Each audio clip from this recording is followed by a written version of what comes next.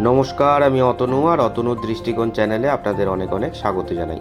আজ আপনাদের নিয়ে যাব শ্যামসুন্দরী মায়ের স্থায়ী মন্দিরে। স্থায়ী মন্দির কেন বললাম? কারণ আপনারা জানেন যে বিভিন্ন কারণবশত মায়ের মন্দিরটি দুই ভিন্ন স্থানে স্থানান্তরিত হয়েছিল, কিন্তু বর্তমানে যেই স্থানে মা বিরাজমান এই মন্দিরটি কিন্তু স্থায়ী মন্দির। 23/1 ডক্টর কার্তিক বোস স্ট্রিট, কলকাতা 9, এই হলো মায়ের মন্দিরের সঠিক ঠিকানা, যেটা জালাবাড়ি হাউস নামে পরিচিত।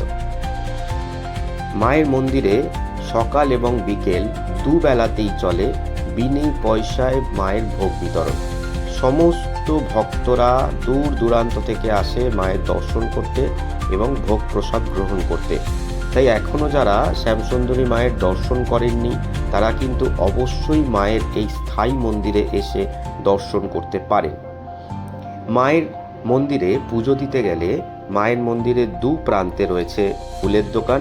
সেখান থেকে আপনারা মায়ের পছন্দের এক মুঠো চাল এবং একটি পাকা কলা কিনে অবশ্যই মাকে পুজো দিতে পারেন। সাথে থাকবে ধূপকাঠি এবং মোমবাতি। এই সমস্ত জিনিসটার দাম পড়বে মাত্র 30 টাকা।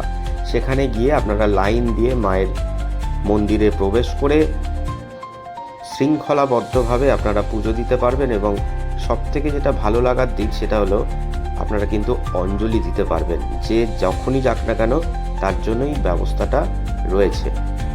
মায়ের অপরূপ রূপ আপনাদের দর্শন করলে ভীষণ ভালো লাগবে, তাই আপনারা মায়ের রূপ দেখুন। আমরা দীপ্ত কণ্ঠে একবার বলতেই পারি, জয় মা শ্যামসুন্দরী।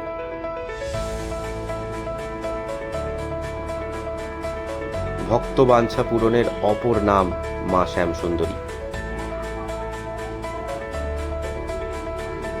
যাই হোক, আমার ভিডিও যদি ভালো লাগে চ্যানেলটিকে সাবস্ক্রাইব করবেন, লাইক করবেন, শেয়ার করবেন এবং আপনাদের মূল্যবান মতামত জানাবেন।